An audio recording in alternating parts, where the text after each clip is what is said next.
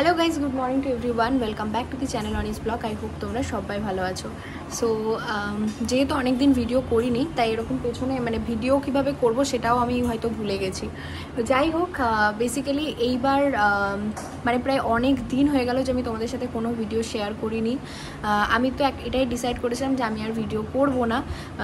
প্রায় 1 মাসের উপর হতে এসছে আমি কোনো ভিডিও দিইনি, ভিডিও দিইনি, কোনো আপডেটও দিইনি যে কেন ভিডিও দিচ্ছি না বা কী ব্যাপার। তোমাদের সাথে লাস্ট আমি এটাই ভিডিও শেয়ার করেছিলাম যে আমি দিল্লি গেছি, আর তারপরে হয়তো একদিনের ব্লগ ছিল যে দিল্লিতে গিয়ে কী কী করেছি। বাট তারপরে আরও অনেক ভিডিও আছে, বা তারপরে আরও অনেক কথা আছে যেগুলো তোমাদের সাথে শেয়ারই করা হয়নি, বা কিসের জন্য কি ভিডিও দিইনি না দিইনি সেগুলোও তোমাদেরকে কিছু বলা হয়নি। তো বেসিক্যালি দেখো কী হয়েছে না হয়েছে সেটা তো পরের কথা। মেন যেটার জন্য ভিডিও করাটা বন্ধ করেছিলাম সেটা হচ্ছে আমি জাস্ট ফ্রাস্ট্রেটেড হয়ে গেছিলাম, কারণ অনেক চাপের মধ্যে দিয়ে যাচ্ছিলাম। কিছু কিছু ভিডিও আমার কাছে সমস্ত করা আছে, বাট আমি এডিট করে দিতে পারছিলাম না, কারণ আমার কাছে সেইটুকু সময়ও ছিল না। এবার তোমরা সবাই জানো যে ইউটিউবের চ্যানেলটাই এমন একটা জায়গা যেখানে আমি যদি 1 মাস বা 2 মাস ভিডিও না বানাই তাহলে আমার রিচ অনেকটাই ডাউন হয়ে যাবে। এর আগে অনেকবারই তোমাদের সাথে সেটা বলেছি।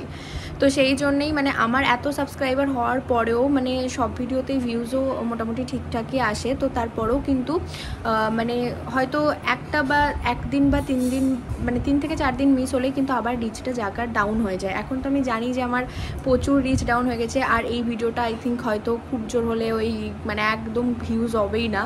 বাট তবুও আমি দেখলাম যে আমি কেন ভিডিও দিচ্ছি না বা কী কারণে আবার শুরু করছি বা কী কারণে আবার ভিডিও দিচ্ছি। সব কিছুই শুরু করার আগে তো আমাকে একটা কথা দিয়ে শুরু করতে হবে ভিডিওটা করা।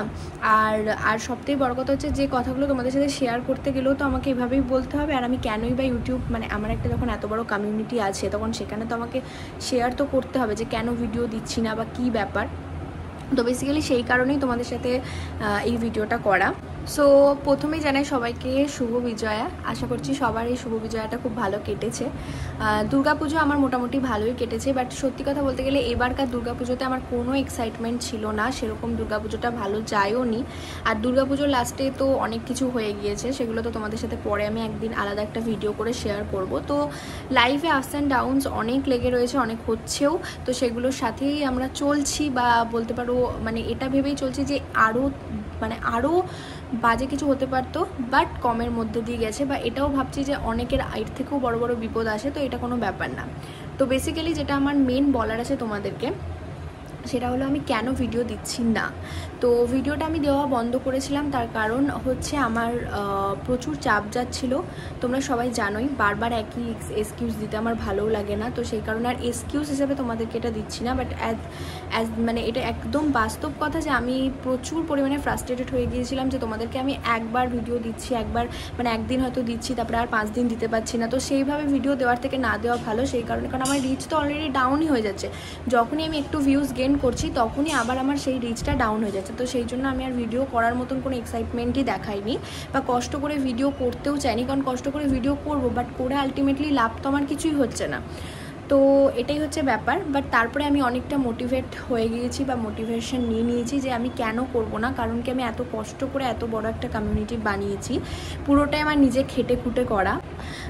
আমি নিজে কষ্ট করে, কারণ আমার ব্যাকগ্রাউন্ডে যদি বলো তো সেই রকম কেউই এই ভিডিও টিডিও সোশ্যাল মিডিয়াতে এতটা বেশি কেউই নেই।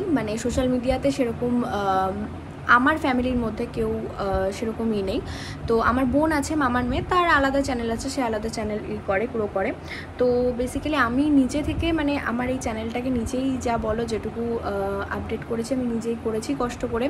তো আমি কখনোই চাইবো না যে সেইটা যতটুকু আমি অ্যাচিভ করেছি সেটুকুও চলে যাক, তো সেটাও রিচটা ডাউন হয়ে যাক। তো সেই জন্য ভাবলাম যে না, আমি যখন এত বড় একটা কমিউনিটি বানিয়েছি তো এটা আমার একটা দায়িত্বের মধ্যে পড়ে যে কেন করতে পারছি না বা কী কারণে সেটা তোমাদেরকে জানাই।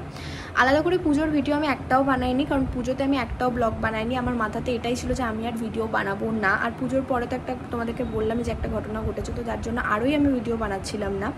বাট এবার আমি ভেবেছি যে না, যেটুকু যা আমার ভিডিও বানানো আছে, দিল্লিতে গিয়ে কী কী করেছি না করেছি, কোথায় কোথায় ঘুরেছি না ঘুরেছি, সবটাই তোমাদের সাথে শেয়ার করবো, কারণ আমার কাছে অলরেডি অনেক ভিডিও করা আছে।